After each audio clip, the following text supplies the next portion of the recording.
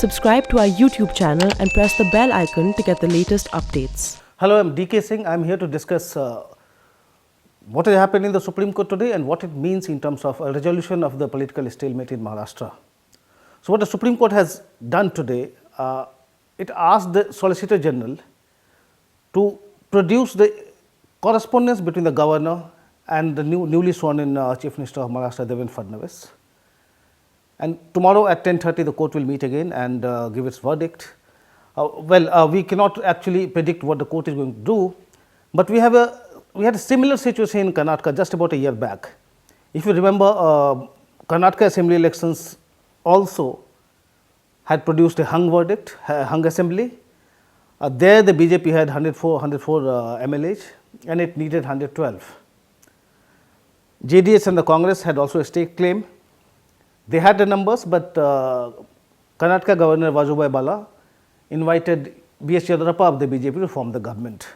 And we know how dramatic it was. Yediyurappa was invited to form the government at 9:30 at night. He got a letter, and then very next morning at 9:30 a.m. he was going to be sworn in. So the Congress and JDS had come running to the Supreme Court, and around midnight the court decided to intervene. And what we see, we all remember, the proceedings started at 2:11 a.m. and concluded at sometime around 5:20, 5:25 a.m. Very dramatic. I think it was May 15th or 16th, I suppose. And what the court had said then, there was a similar situation where the JDS and the Congress had challenged the governor's decision to invite Yediyurappa to form the government. BJP was the largest party in Karnataka, but the contention of these two parties was that they had together a majority, which the BJP didn't have. We have a similar situation here in Maharashtra, though on the one side you have the BJP and a faction of the NCP, and on the other side you have three parties which seem to have clear numbers. What the Supreme Court will say, we can't speculate. But again, going back to what happened in Karnataka, the Supreme Court refused to get into the issue of the governor's discretionary powers to invite a party to form the government. This is what senior advocate Mukul Rohtagi has argued in the Supreme Court today, basically saying that Maharashtra Governor B.S. Koshyari's decision to invite the BJP and the NCP and the faction of the NCP to form the government cannot be questioned, because under Article 361 of the Constitution, the President of India and the Governor of a state, they are not answerable to any court when it comes to exercising their powers and duties as the President and the Governor. So this is what Mukul Rohtagi has argued today. This was what was argued by the BJP advocate in May 2018 also, when the Karnataka thing was being discussed by SC. SC of course did not go into the discretionary powers of the governor and how they should be exercised. But what the SC had said then, they gave a deadline of 24 hours to Yediyurappa government to prove a majority on the floor of the House. Yediyurappa, the BJP was short of 7 MLAs, 8 MLAs then. Before the trust vote, Yediyurappa resigned. And then we saw the Congress JDS government was formed, and about a year, like last July, what happened, we all know how Yediyurappa has made a comeback. He has got a clear majority now. So that's the Karnataka. That's a Karnataka example we have.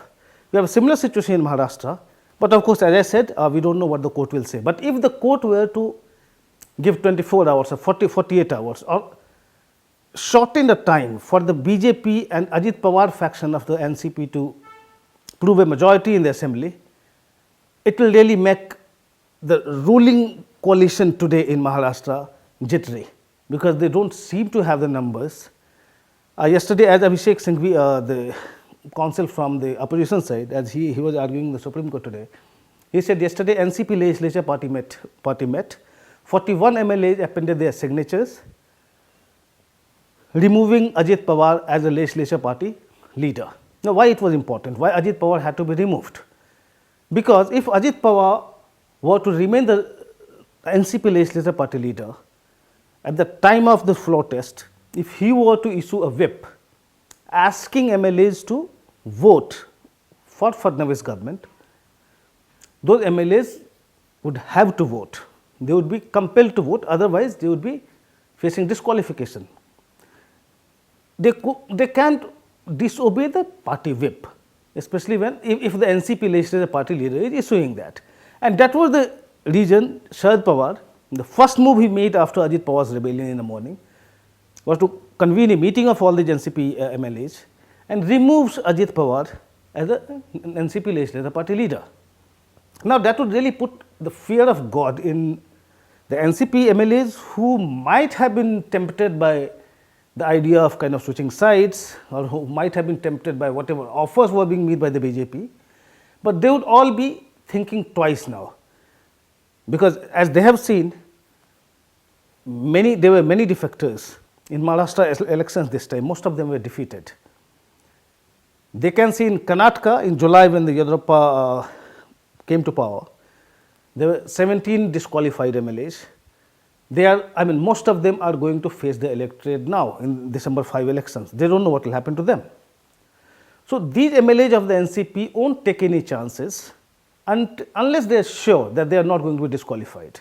With the removal of Ajit Pawar, I would say the scales have tilted back in favor of the NCP, Congress and the Sena combined.